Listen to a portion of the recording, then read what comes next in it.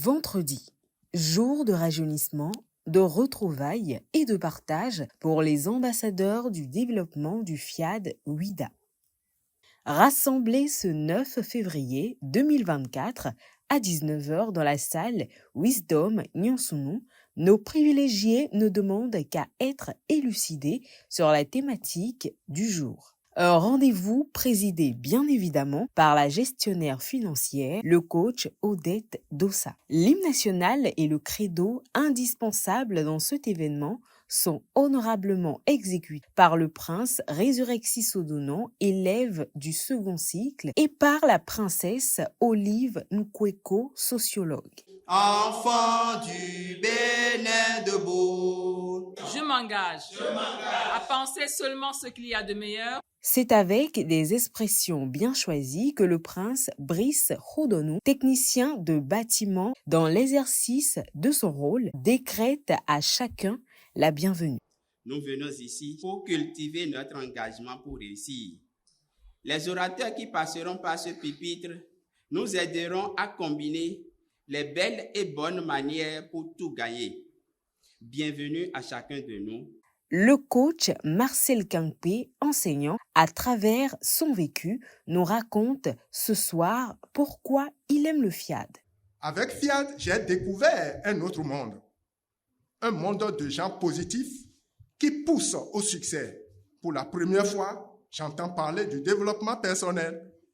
Or, avant, je transpirais pour les autres, pour la corporation, sans penser à mon développement personnel.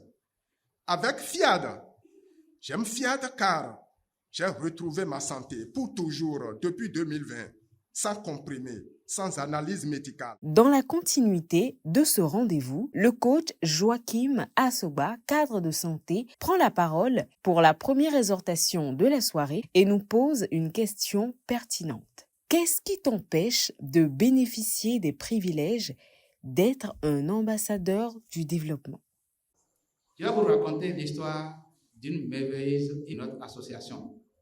Il vient me voir un jour pour dire qu'il y a 2 filles. L'aînée est enceinte, elle s'est mariée. La seconde vient de tomber enceinte, mais elle n'a pas fini ses études.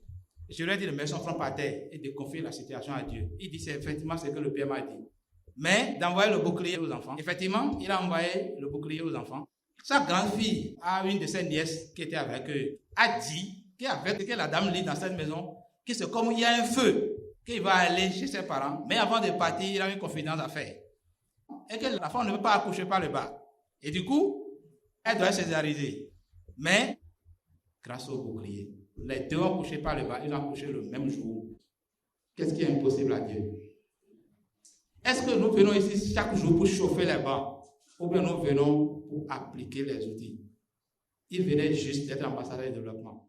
N'attends pas de subir est le précieux conseil que nous donne le prince Malik Wanro, professeur des SVT, dans la 2e exhortation.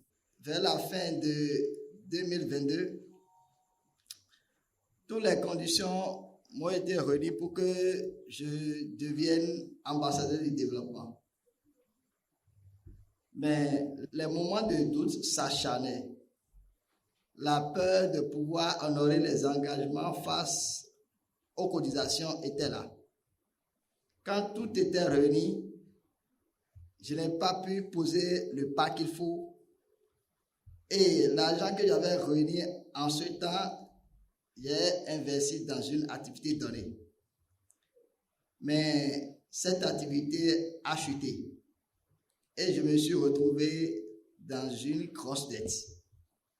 Merveilleuse créature de Dieu, n'attendons pas de tomber malade pour appliquer les enseignements. N'attendons pas d'être face aux vicissitudes de la vie avant de prendre des résolutions pour réussir dans tous les domaines de la vie. Décortiquer le message du jour intitulé « Donner est la plus puissante des prières » revient au coach Désiré Messanvi, économiste. Suivons quelques extraits. Ce que tu penses avoir, que tu veux donner là, et qui est difficile pour toi de donner là, je voudrais te dire que c'est Dieu qui t'a donné ça. Tu n'es que gestionnaire, administrateur des choses de Dieu. Et à un moment donné, quand Dieu dit de donner là, il faut donner. Je suppose que c'est de l'argent que tu as dans ta poche. Et tu penses que ce ne doit pas sortir.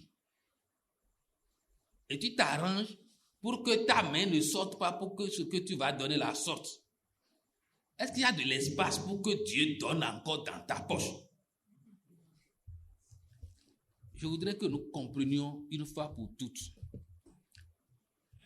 que le fait de donner là, c'est un principe divin. Les Saintes Écritures disent, si la nuit peut toujours se succéder au jour là, la loi du semer et de récolter subsistera toujours. Pourquoi contribuer?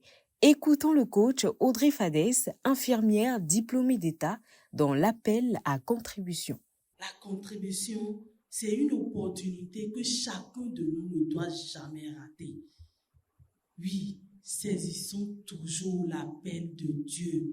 Parce que quand Dieu nous donne l'information de contribuer, c'est pour nous permettre de toujours profiter d'une bénédiction.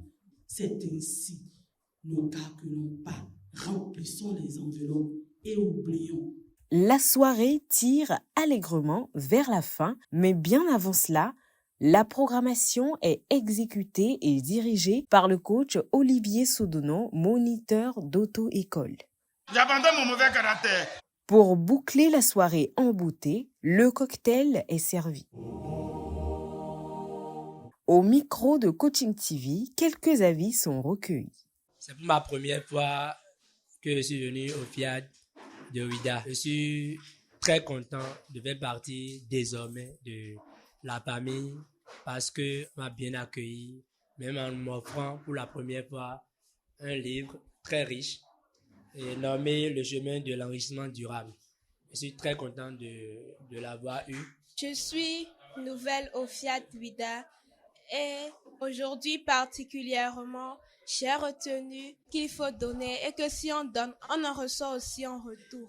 Cette rencontre s'achève avec joie, gaieté et le rendez-vous est pris pour le vendredi prochain pour un autre chapitre.